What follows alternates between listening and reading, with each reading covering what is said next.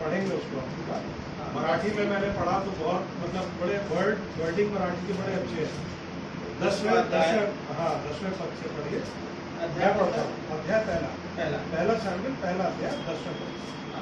देखो मैं ही पढ़ता हूँ। हन्ना मन में व्याकुल होकर यहोवा से प्रार्थना करने और बिलक बिलक कर रोने लगी। उसने ये मन्नत मानी, हे सेनाओं के यहोवा, यदि तू अपनी दासी के दुख पर सचमुच दृष्टि करे, मेरी सुधि ले, अपनी दासी को भूल न जाए और अपनी दासी को पुत्र दे, तो मैं उसे उसके जीवन भर के लिए यहोवा को अर्पण करूंगी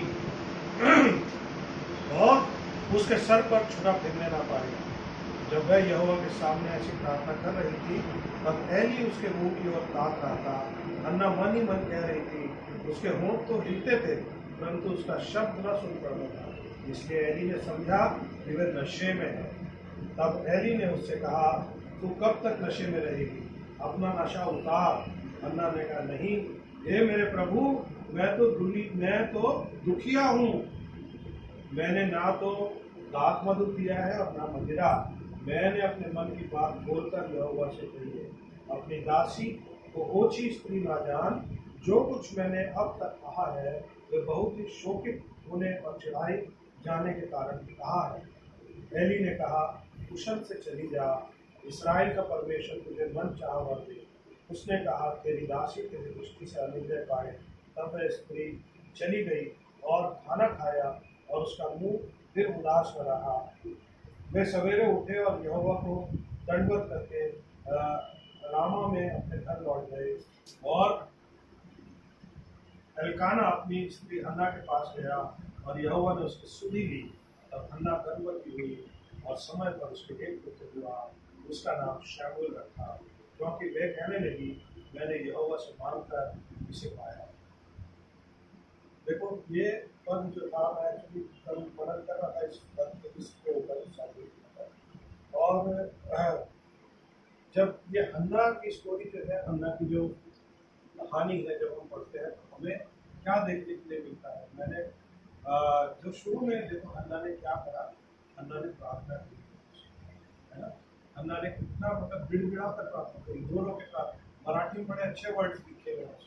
शुरू के 1-2 पद में जो हन्ना ने बोला, उसे प्रभु से बोला कि मैं तो इतनी मतलब लाचार स्त्री हूँ, मेरे पास कुछ नहीं और उसके कोई औलाद भी नहीं पड़ी, लेकिन और तब और वो इतनी ज़्यादा इतनी डीप प्रार्थना में चली गई थी कि एली जो उस टाइम पे वो मंदिर का रखवाला था, एली जो प्रीस्ट था उस टाइम पे, वो वहाँ पे प्रार्थना करी। तो एली जो था उसने सोचा कि इसने तो कुछ पी रखा है, या तो शराब पी लिया या कुछ नशा किया है, इसके लिए ऐसा करता है। एली ने उससे पूछा कि भैया तूने क्या नशा कर रखा है? तो उसने क्या जवाब दे दिया कि नहीं, मैंने नशा नहीं, ये तो मेरे अंदर का भाव है प्रभु के लिए। तो उसने किस चीज से तुलना करी कि जब हम प्रभु की नजदीकी में आते हैं, प्रभु से प्रार्थना करते हैं, प्रभु से मांगते हैं, तो हम प्रभु के नशे में इतने चूर हो जाते हैं तो हमें दुनिया का कुछ पता नहीं होता कि दुनिया क्या बोल, दुनिया क्या कह रही है। दुनिया वाले तो बहुत कहते हैं, अरे ये ऐसा है, वैसा है, फलाना है, ढिमाका है, बहुत सारी चीजें होती हैं। लेकिन जब हम प्रभु से अपनी बात करते हैं तो हम प्रभु से बात, इतनी बड़ी बात है कि हम प्रभु से बात करते हैं। और प्रभु ने एली के द्वारा उसकी प्रार्थना को सुना और एली ने उसको वो किया, blessed, and then she bore a child, और उसका नाम था सैमुएल। सैमुएल जो था एक बहुत बड़ा नबी था, जिसने आकर पूरे नेशन को उसको संभाला, है ना। जितना हम लोग पहला सैमुएल, दूसरा सैमुएल था, इसमें वो पॉल को और ये सब पूरा, मतलब पहला राजा था साउल था, साउल जो पहला राजा था उसको चुना, उसको चुनने के बाद वो फिर उसके बाद डेविड तक, मतलब सैमुएल का अगर वो पूरा खाता पड़ेगा तो बहुत बड़ा है। तो प्रभु ने उसको कितने अच्छे से नवाजा। तो हन्ना तो एक मामूली स्त्री, हन्ना एक बहुत मामूली स्त्री थी और प्रभु ने उसको नवाजा। प्रभु ने जब उसको वो बच्चा दिया तो उसने क्या बोला कि प्रभु मैं अपने बच्चे को तेरे नाम में डेडिकेट करता हूं। कई बार हमारे साथ ऐसा होता है, हम जब इंसान हैं हमारे जीवन में, मैंने देखा है लोगों को कि जब संतान होने को होती है तो बड़े उससे लोग प्रार्थना करते हैं नहीं प्रभु हम तेरे उसमें डेडिकेट करते हैं, लेकिन अंततः क्या होता है कि वो डेडिकेशन नहीं होता, वो संतान तो किसी और ही राह पे चले जाते, संतान किसी और राह पे चले जाते। तो वो डेडिकेशन जब हम कभी भी प्रभु से प्रार्थना करते हैं और प्रभु का हम वचन लेते हैं, यहाँ पे ये मानने वाली बात है कि प्रभु का हम क्या वचन देते हैं, कि प्रभु को अगर हम कुछ वचन देते हैं, प्रभु को अगर हम कुछ बोलते हैं तो प्रभु हम ये करेंगे तो उस वचन का पालन करेंगे। अगर हम उस वचन का पालन, हमारे हमारे दुखों का कारण यही है कि हम उसके वचन का पालन, हम कई बार ऐसी बातें बोल जाते हैं प्रभु ये करो, प्रभु हम वो करेंगे, प्रभु हम ये करेंगे। मैं एक रील देख रहा था तो उसमें वो बता रहा था, अरे प्रभु तू मुझे अगर इस लड़की से दोस्ती करा दे तो मैं 1 किलो लड्डू चढ़ा है। अरे तो क्या ठीक है हो गई दोस्ती। अरे प्रभु तो ऐसा करता तो 2 किलो लड्डू चढ़ा है। तो सब कुछ होने के बाद 5 किलो तक पहुंच गया। जब 5 किलो लड्डू की बारी आई तो प्रभु मैंने मेरे को ऐसे दूसरी औरत से बात, इंसान कैसा है, इंसानी फितरत क्या है, ये हमारी फितरत है कि हम प्रभु से वादा करते हैं प्रभु हम ये करेंगे ऐसा करेंगे, लेकिन क्या होता है अल्टीमेटली हम वादे भूल जाते हैं और हमारे रास्ते जो है अलग अलग, और जब हमारे रास्ते अलग हो जाते हैं तो क्या होता है तो प्रभु का जो क्रोध है, प्रभु का क्रोध करने वाला प्रभु है, लेकिन वो ज़्यादा क्रोध नहीं करता, वो बचाता भी, लेकिन उसका क्रोध हमारे ऊपर जरूर होता है। हमारे जीवन में जो परेशानी आती है उतार चढ़ाव आती है, वो ऐसा नहीं है कि शैतान की वजह से, ये हमारी गलती है। इसराइलियों को देखो, इसराइली जब उस देश से निकलना, वहाँ से निकले थे, विश्व देश से निकले थे, 3 लाख लोग थे, कितने 3.5 लाख लोग, 12 की 12 ट्राइब्स थी, और वो 3.5 लाख लोगों में से एक भी बंदा कनान देश तक नहीं पहुँच पाया।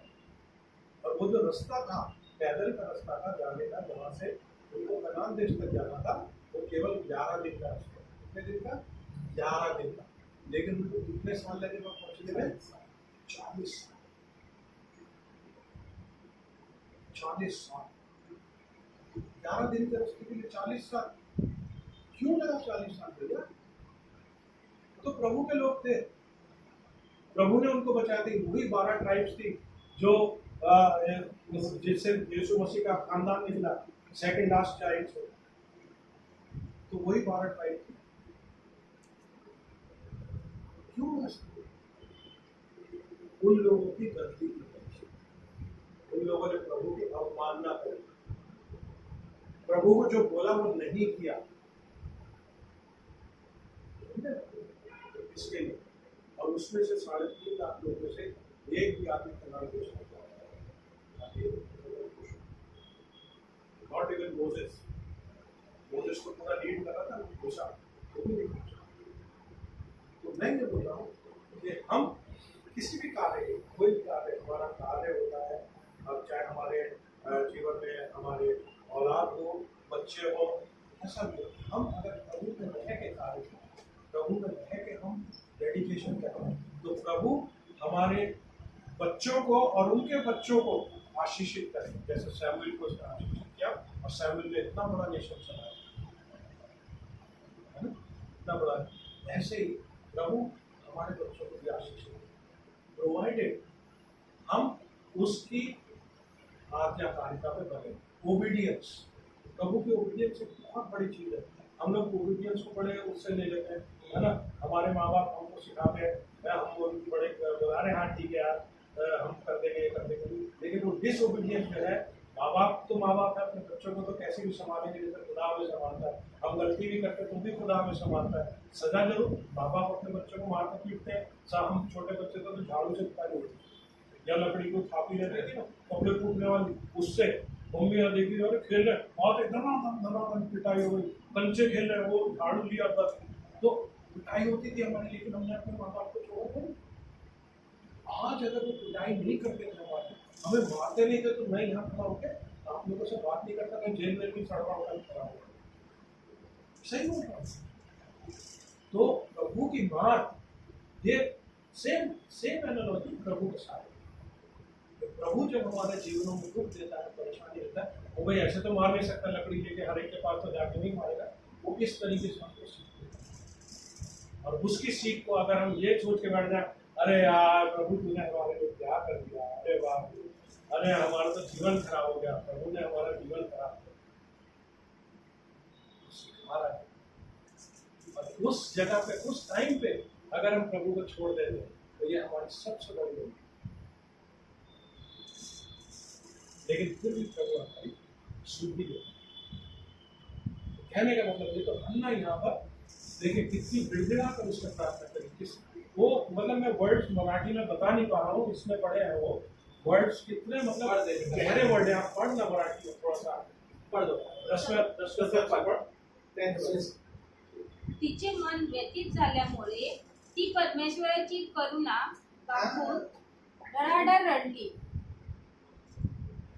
ती म्हणाली, हे सेनाधीश परमेश्वरा, तू आपल्या ह्या दासीच्या दुःखाकडे खरोखर अवलोकन करशील, माझी आठवण करशील, आपल्या दासीला विसरणार नाहीस, आपल्या दासीला पुत्र संतान देशील, तर तो आयुष्यभर परमेश्वराचा व्हावा, यथार्थ मी त्यास समर्पण करीन. बस देखो कितनी गिड़गिड़ा के उसने कहा, कितनी गिड़गिड़ा उसने बोला मैं पीछे को समझा उसके साथ।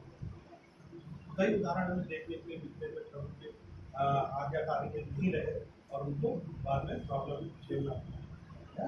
तो ये हन्ना का हम आगे देखते हैं कि हन्ना जो थी वो बहुत ही रिलीजियस औरत, क्या थी, बहुत ही धार्मिक औरत, धार्मिक।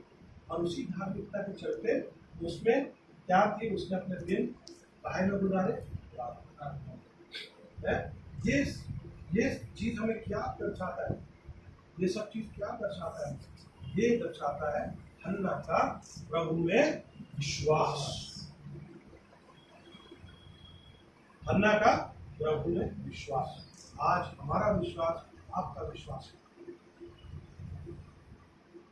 कि जब हम प्रभु से गिड़गिड़ा कर प्रार्थना करते हैं, हमारा विश्वास उसमें रहता है तो प्रभु हमारी प्रार्थना को सुनता है। और ये सही बात है, प्रभु सुनता है हमारी प्रार्थना। ऐसा नहीं कि प्रभु नहीं सुनता है, 100% सुनता, 100% सुनता, और वो हमें नवाजता भी है। और हम एक देखेंगे साम 127:3 में क्या लिखा है, भजन संहिता 127:3 में क्या लिखा है। जब उसने क्या बोला, Behold, children are a heritage from the Lord, the fruit of the womb is God.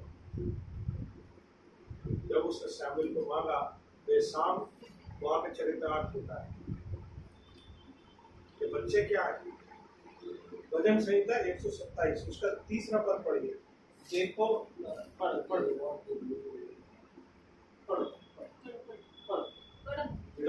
हाँ।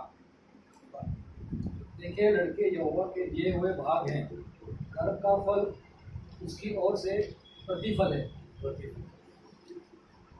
इतनी बड़ी बात, ये जो बच्चे हैं ये उसकी ओर से हमारे हमारी प्रार्थनाओं में कभी कमी नहीं होनी चाहिए, हमारी प्रार्थना सदा परमेश्वर होनी चाहिए। देखिए, मैं हर बार इस बात को बोलता हूँ कि प्रभु ने हमको जीवन दिया है, जीने के लिए, इस दुनिया में रहने के लिए दिया है, हमको काम दिया है कमाने के लिए, हम रोटी कमाएंगे, खाएंगे, अपने परिवार को चलाएंगे। लेकिन ये सब काम हमें क्या कैसे करना है कि प्रभु में रह के नहीं किया, प्रभु में रह के करना है। अगर ये काम हम प्रभु में रह के नहीं करते तो हमारा जीवन व्यर्थ है। मैं सही बोल रहा हूँ कि ये जो बातें मैं आपसे बोल रहा हूँ ये गलत बात नहीं है। मतलब मैं कोई हवा से बातें करके बात नहीं बात कर, ये बातें जो मेरे जीवन में हुई मैंने पास्टर के साथ सब शेयर की बात, कैसे मेरे जीवन में बातें हुई, क्यों हुई, क्योंकि मेरा विश्वास तो देखो ये तो जीवन प्रभु ने दिया है हमें दुनिया में रहने के लिए, दुनियावी सारे काम हम करते हैं, ठीक है ना, पैसा भी कमाना है भैया, खाना भी खाना है, बच्चों को पढ़ाना है, ये सारी करना है। लेकिन जब हम प्रभु लेने के काम करते हैं, प्रभु हमें कुछ आता है। मैं एक बार फिर इस बात को रिपीट करूंगा। 2006 5-6 है, मतलब आई वॉज अराउंड उस टाइम पे 45 ईयर्स का। तो 45 साल को एज होती है, आदमी तो जवान रहता है, 45 साल को एज नहीं होती। अब 45 साल की एज में, हाँ एक चीज थी कि मैं सिगरेट पीता हूँ, टेंशन है जिसका पैकेट 20 का मेरे हाथ में रहता था, लाइटर वो पीता था। मतलब मैंने खुदा से दुआ करी है, खुदा आपको ये छुड़वा दे, कसम से। ऐसे घर में एक दिन आया और ऐसे बैठ के सोते था, मैंने दुआ करी था कि मुझे सिगरेट छोड़नी, मेरे को छोड़ ही नहीं जा रही, क्या करूँ बस। और ये बात थी समवेयर नवंबर की, नवंबर। अब दिसंबर में मुझे मैसिव हार्ट अटैक आया, 12 दिसंबर मुझे मैसिव हार्ट अटैक। मैसिव बोले तो एक मेरी जो ब्रेन थी 80% ब्लॉक। अब मैं घर में आया रात में 10:30 बजे, समझे ना, घर में घुसा, मुझे उल्टी हो रही। हमारे घर में नौकर था अजय, थोड़ा टाइम, तो हमारे घर में एक नौकर था अजय। तो मैंने उसको बोला, मैंने कहा अब वो, मैंने उसने देखा कि मैं उल्टी कर रहा हूँ तो वो मेरे उल्टी साफ करने लगा। मैंने अजय देख, मुझे हार्ट अटैक आ गया, तू जा बाहर और सॉल्वेंट लेके आ। समझे, अब उसे क्या पता सॉल्वेंट, घर में कोई नहीं, 12 दिसंबर का दिन, जोरी भी नहीं, बच्चे भी नहीं, इनकी माँ का बर्थडे था, जोरी की माँ का बर्थडे था, वो वहाँ गई, समझे। और 10:30 बजे का टाइम था, तो बस मेरे को उल्टी साफ कर ही रहा था कि इतने में ये लोग आ गए। अब आके देखा तो मुझे देखा तो मैं बिल्कुल ठंडा पड़ा। जिसने मुझे कंबल वंबल उड़ाया, चिंकी को भेजा, सामने एक डॉक्टर रहता था उसको बुलाया, उसने आके देखा तो उसका तंदूर हो गया, मैं कुछ नहीं करता।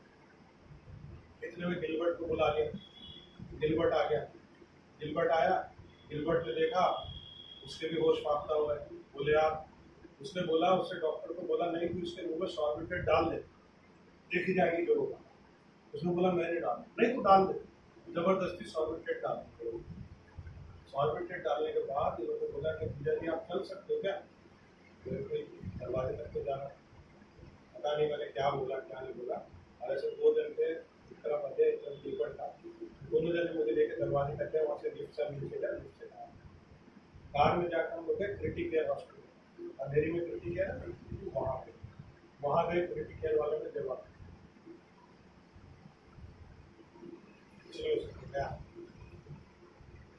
समझे। और वो मेरा इंश्योरेंस था, तो इंश्योरेंस की किताब एक जो लेके गई थी, तो उस पर किताब पे लिखे रहते हैं ना अस्पतालों के नाम, तो वो एकदम से उसके अस्पताल में दिखाई दिया। तो बांद्रा में कौन सा अस्पताल है, लीलावती। तो उसने गिलबर्ट को बोला कि कोई लीलावती में जा सकता है, तो उसने फटाफट डॉक्टर रत्ना पार्टी में फोन किया। गिलबर्ट का दोस्त था, उसने बोला कि एम्बुलेंस पटा के इनको लेके आओ, कैसे भी करके लीलावती। अब ये एम्बुलेंस में लेके गया, मुझे कुछ नहीं पता क्या होगा, तो बाद में जब मुझे बताया कि लोगों को एम्बुलेंस में डाल के लेके गए, और 72 आवर्स तक मेरे चारों तरफ, मतलब ऐसा था कि मशीनें लगी चारों तरफ, इधर से भी काट दिया था, ये जुगलर वो वेन काट दी थी, इसमें डाल दिया था, मुंह में डाल दिया था, इधर उधर सब जगह। आज भी मेरा ये जो देखो, ये उल्टा मेरा पीछे नहीं जाता, ये वाला पीछे जाता है ना ऐसे करके, ये नहीं जाता, ये वो सब लगे थे ना हाथ पैर, कितने साल हो गए लेकिन फिर भी। तो मैं ये बता रहा हूँ कि 72 आवर्स तक उसने बोला था कि अगर ये जी गया तो जी गया, नहीं तो मरेगा। और सब लोग बाहर, और किसी को अंदर आईसीयू में घुसने की इजाजत नहीं थी, बाहर बैठे सब दुआ करते, जो भी दुआ करे, जो करे, ये हो गया भैया। 8 घंटे के बाद ठीक ठाक हुआ, लेके गए, जो हुआ सब हुआ। फिर उसके बाद डॉक्टर आया, बोले चांद साहब, मैंने कहा हाँ जी, बोले 5 मिनट अगर लेट होते ना तो हमारा आप बात नहीं कर रहे, 5 मिनट घड़ी देख के, बोला घड़ी देख के 5 मिनट अगर आप लेट हो गए होते तो हमारा आप बात नहीं कर रहे होते।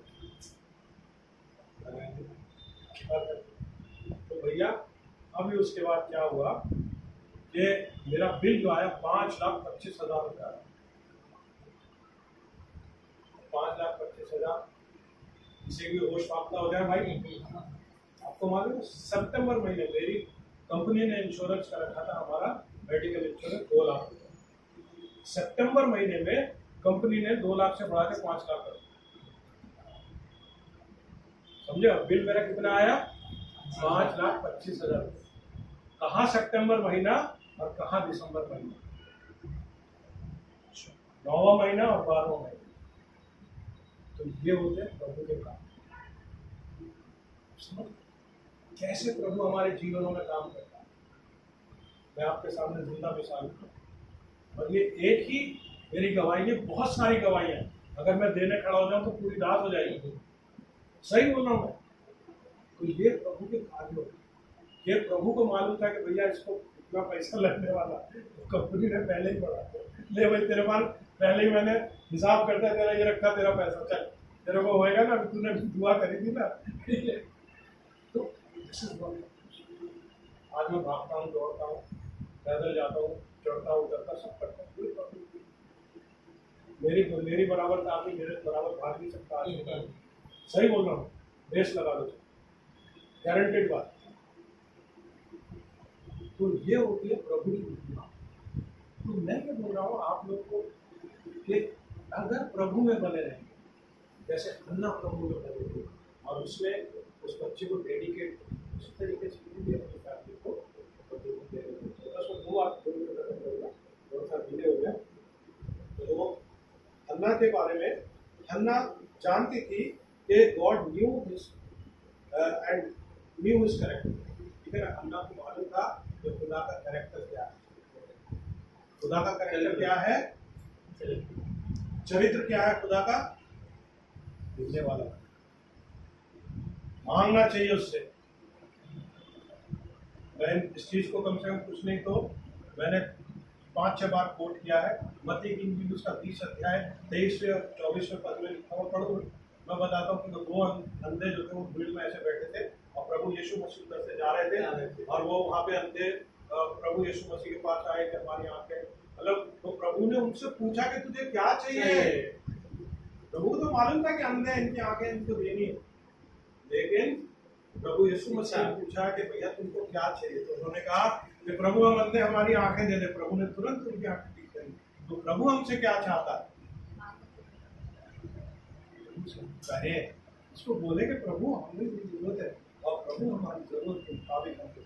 दूसरी बात, हन्ना जो थी वो खुदा के ऑनेस्टी और हम्बली, मतलब ईमानदारी से और दीनता से प्रार्थना की। ईमानदारी और दीनता, 2 वर्ड, यह हन्ना का कैरेक्टर है। हन्ना ने डिमॉन्स्ट्रेट किया अपना फेथ, है ना, थ्रू ओबीडियंस। खुदा की आज्ञाकारिता मान के हन्ना ने अपने विश्वास को प्रकट किया प्रभु के प्रति। हमारा विश्वास प्रभु के प्रति। और चौथी बात है कि हन्ना ने खुदा के ऊपर विश्वास किया और उसके प्लान के मुताबिक उसने सैमुएल को से बख्शा और सैमुएल को उसने नेशन का अगुवा बनाया। 5वीं बात बोल के मैं खत्म करूंगा कि हन्ना ने सारे सर्कमस्टांसेस, जो भी उसके सर्कमस्टांसेस थे, शुरू में जब हमने पढ़ा कैसे सर्कमस्टांसेस थे, परेशान थी, दुखिया थी, बोलते मैं दुखी हूँ, हर सर्कमस्टांसेस में खुदा का साथ नहीं छोड़ा। ये था तो हमारे ये इस पूरे प्रकरण से हमको क्या मालूम पड़ता है कि हमारे घर में जब भी हम किसी नए मेंबर का इस्तकबाल करते हैं, वेलकम करते हैं, और जब पति पत्नी में प्रेम बना रहता है और पति पत्नी का विश्वास प्रभु में बना रहता है, तो प्रभु हमारी जो आगे की प्लानिंग, प्रभु के सामने हम अपनी प्लानिंग है कि प्रभु हमको ये करना है, कि प्रभु हमको ये चाहिए। प्रभु हमारी प्लानिंग को सुनता है, बड़े अच्छे से। हाँ अच्छा ये मांग रहा है, तो अभी क्या है कि अभी इसका इतना टाइम है, उनको ये दे दो, ये दे दो, ये बात नहीं, वो प्रभु अपने हिसाब से। तो यही मैं बोल रहा हूँ कि दोनों फैमिली को मिलकर प्रभु में बने रहना है और प्रभु से प्रार्थना करनी है और प्रभु के ऊपर अपना विश्वास है। जब हम प्रभु के ऊपर विश्वास रखते हैं तो प्रभु हमें हर बरकत से, हर बरकत से भरा हो। आइए हम प्यारे पिता परमेश्वर को धन्यवाद देते हैं प्रभु, इस सुंदर समय के लिए, इस सुंदर संगति के लिए मेरे प्यारे पिता परमेश्वर, इस सुंदर वचन के लिए जो तूने प्रभु, तो महान कृपालु प्यारे पिता परमेश्वर है। और प्रभु हमको दीन होके मेरे प्यारे पिता परमेश्वर की बख्शता है मेरे प्यारे, हमारे पापों को, हमारे गुनाहों को मेरे प्यारे पिता परमेश्वर को बख्शता है और हमें आगे की राह दिखाता है। मेरे प्यारे प्रभु, हमारी प्रार्थना इस परिवार के लिए है मेरे प्यारे पिता परमेश्वर, खासतौर से धैर्य के लिए, नम्रता के लिए मेरे प्यारे पिता परमेश्वर के भाई साथ में के साथ मेरे प्यारे पिता परमेश्वर, इन सब नामों का करते, इनके मनों की मुरादों को पूरा कर मेरे प्यारे पिता परमेश्वर। ये जो भी कुछ तेरे से दुआ में मांगते हैं मेरे प्यारे पिता परमेश्वर, विश्वास के साथ मांगते हैं, उनके विश्वास के साथ मेरे प्यारे पिता परमेश्वर उनको बरकत दे, इनको अता फरमा मेरे प्यारे पिता परमेश्वर। प्यारे प्रभु, इस घर को और लोग, इस घर में जो भी लोग जुड़े हुए हैं मेरे प्यारे पिता परमेश्वर, उनके साथ हो मेरे प्यारे पिता परमेश्वर, उनका कोई बरकतों से मार मांगो, मेरे साथ हो, पास्टर जी के साथ हो, रॉबर्ट साहब के साथ हो मेरे प्यारे पिता परमेश्वर, वो हमको इतनी दूर से लेके आया मेरे प्यारे पिता परमेश्वर, उन्हें हमारी अगुवाई करी, रहनुमाई करी, इस परिवार से मिला है मेरे प्यारे पिता परमेश्वर। ये तेरा अनुग्रह हमारे पर बना हुआ, और खास तौर से मेरे प्यारे पिता परमेश्वर, इस परिवार का अनुग्रह, इस परिवार का प्रेम ये दर्शाता है कि इन्होंने हमारे लिए अपने दरवाजों को खोला मेरे प्यारे पिता परमेश्वर, अपने वेलकम किया मेरे प्यारे पिता परमेश्वर, और अपने घर में मेरे प्यारे पिता परमेश्वर मेरे वचन को फैलने दिया मेरे प्यारे प्रभु। इस घर को अपनी बरकतों से मालामाल कर, इस घर में तो अपनी विशेष आशीष कहा है मेरे प्यारे पिता परमेश्वर, घर के भंडारों को सदा परमेश्वर भरे रख मेरे प्यारे पिता परमेश्वर। जो भी कोई इनके दर पे आता है मेरे प्यारे पिता परमेश्वर, खाली हाथ न जाए, खाली पेट न जाए मेरे प्यारे पिता परमेश्वर, ऐसा ही भंडारों को देते हैं। और इनके जीवन में जो आने वाली मेरे प्यारे पिता परमेश्वर जो इंतजार है मेरे प्यारे पिता परमेश्वर, उसको वो अपने हाथों में दे मेरे प्यारे पिता परमेश्वर, और अपने हाथों से बना, और अपने हाथों से इस परिवार को मेरे प्यारे पिता परमेश्वर आशीषित कर। सब कुछ हम तेरे प्यारे बेटे और अपने उद्धार करता प्रभु यीशु मसीह के नाम में सुना करा। मैं एक बात शेयर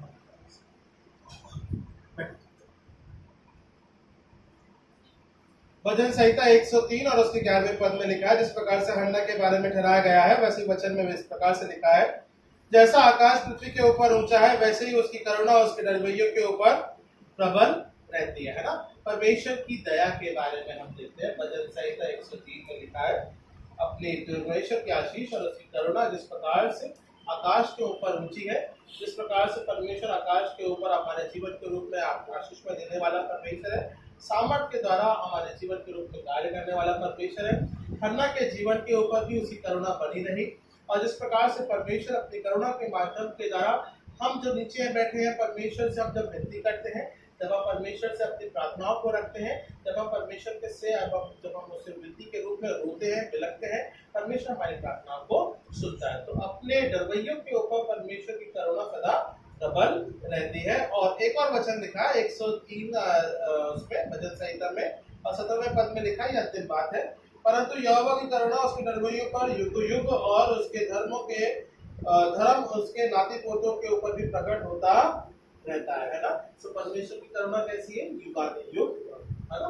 निरंतर परमेश्वर अपनी दया अपने लोगों के तहत, अपने जीवन के तहत युगानुयुग तक परमेश्वर हमारे परिवारों को युगानुयुग तक आशीष देने के लिए तैयार है, और उसी की दया और उसके अनुग्रह के द्वारा परमेश्वर के तहत हम सब एक साथ जुड़ने वाले हैं। ओके, एनी स्पेशल प्रेयर, विशेष प्रार्थना कब तक है? विशेष प्रार्थना है फिर भाई के लिए, देखिए तकलीफ इस प्रकार से है। कोई और है घर पे? सब ठीक है?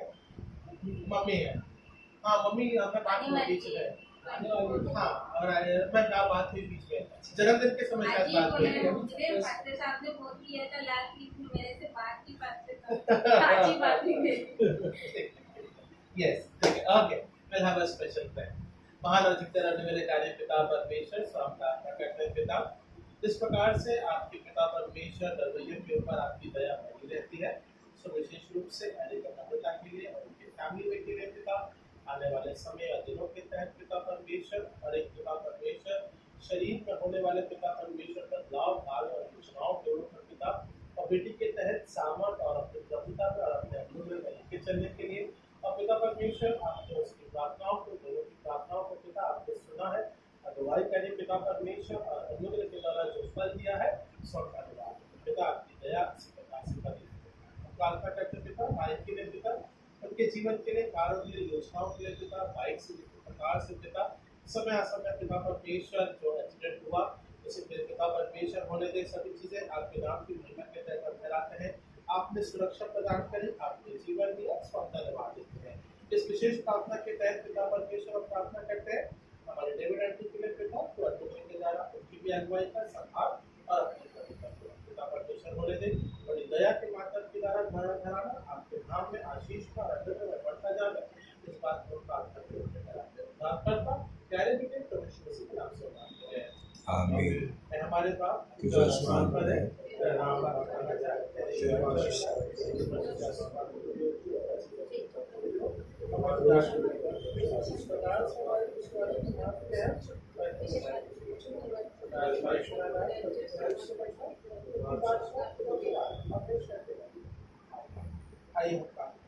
आशीष ग्रहण करेंगे। अब हमारे परमेश्वर पिता का प्रेम, प्रभु यीशु मसीह का अनुग्रह, पवित्र आत्मा के संगत में सहभागिता अब से लेकर सबों के साथ में भद्रता है। पिता परमेश्वर एरिक है, घर परिवार के तहत माता जी है, पिता और भाई है, अनुग्रह के द्वारा ये आशीष है उनके साथ में विवाह के युग करने का है। आमीन। God bless you. जय मसीह की, जय मसीह की, जय मसीह की, जय मसीह की, जय मसीह की। बैठा नहीं भाई, बैठा खड़ा मत हो मेरा भाई। जय मसीह की भाई साहब, जय मसीह की भाई। अरे जय मसीह की।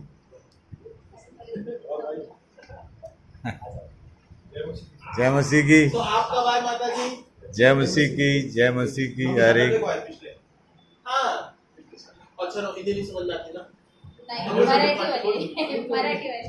मैं रिएक्शन देख के समझ गया क्या बोला पार्टी साहब ने, पूछा ही मत। नहीं समझता है लेकिन बोल नहीं पाती।